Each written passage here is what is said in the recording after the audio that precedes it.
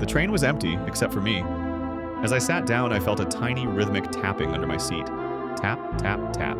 I leaned over, expecting to find a loose floorboard. Instead, I saw a pair of glowing eyes peering out from the shadows beneath me. Before I could jump up, a tiny glowing blue ghost popped onto my lap. It looked like a marshmallow with little horns. It didn't attack. It just stared at my bag with big, hungry eyes and let out a tiny, high-pitched boo! I realized then that it wasn't a monster trying to scare me. It was just a little ghost looking for a midnight snack.